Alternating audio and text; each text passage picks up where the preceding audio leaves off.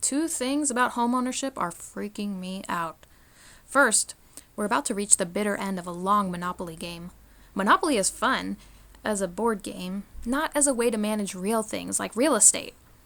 Most people are about to lose this game because the top 1/5 of society already controls 93% of the wealth in the United States.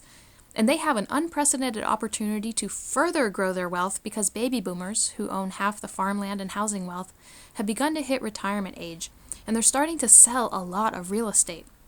When land transitions, its fate is almost always determined in a bidding process, aka the market. The highest bidder takes all, which means that the wealthiest 20% is positioned to make a dramatic land grab. The real estate market is pushing low-income communities and communities of color out of gentrifying urban neighborhoods, uprooting them, resegregating them, and further destabilizing their economic prospects.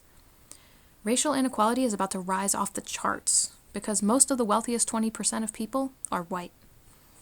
Land is what people need more than anything. It's the source of our food, water, shelter, energy, and of the places that root our communities.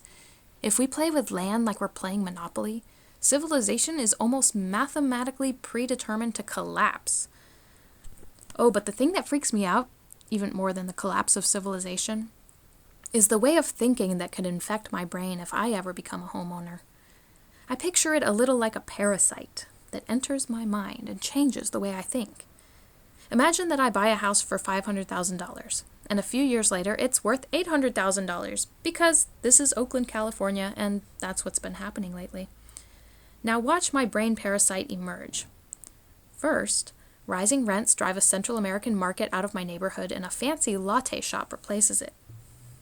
I wouldn't normally be excited about that, but my homeowner brain parasite would be pleased because one day I'll want to sell the house, and I picture that people who can afford an $800,000 home will come with their realtors, and they will find that latte shop quite delightful.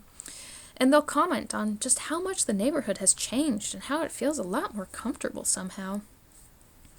Now let's say that the home next door is owned by a really nice black family who's lived there forever, and their awesome teenage son, Trevon, he likes to hang out with a few high school friends on the front steps on Tuesday afternoons to discuss what they're learning in their AP psychology class. Oh, and his friends are black because, by the way, this is Oakland, and African Americans used to make up 46% of the population before they started being displaced. Now my home is on the market, and here come those house hunters. They nervously eye Trevon and his friends, and then they ask their realtor, is there a lot of crime in this neighborhood? And now comes my brain parasite, and I'm thinking, of all the places that Trevon and his friends could have their discussion, why here? Why when I'm trying to sell my house? And that's when I realized that no matter how much people try to not hold racist views, the homeownership parasite feeds off a culture that keeps white people on top because we want to sell to the people who are on top. The speculative real estate market has put such a premium on whiteness that we can point to a century of redlining, subprime lending, white flight, and neighborhood disinvestment as a primary cause of current devastating racial inequity. People of all colors continually reinforce the supremacy of whiteness when they position themselves to profit from it. And what's the best way to profit from it? Buy real estate and then later sell it to the highest bidders. Look, I know it's not polite to talk about our brain parasites, but it's time to expose what the homeownership parasite can do to us. Here's another symptom. Imagine that Trevon's parents asked me if they could buy my house so that Trevon's disabled grandmother could live next door to them. But they can only afford $700,000. And I'm thinking, oh, no way! This house is worth $800,000 and I earn that money fair and square. Oh, this sense of entitlement that I have, it could make me blind. How did I get that land fair and square? Well, let's see. Groups of Europeans forcibly dispossessed Native Americans of that land, and then they parceled it up and set into motion a bidding system, the market, for determining who gets to live on that land. I bid and I won.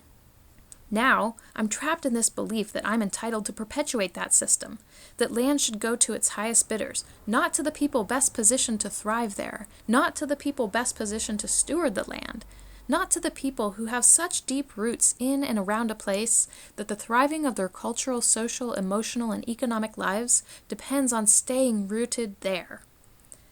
Now the forces of extreme inequality have brought another wave of dispossession, uprooting Latino Americans, African Americans, and others from my neighborhood, and again, we're somehow justifying it to ourselves, shrugging it off as inevitable.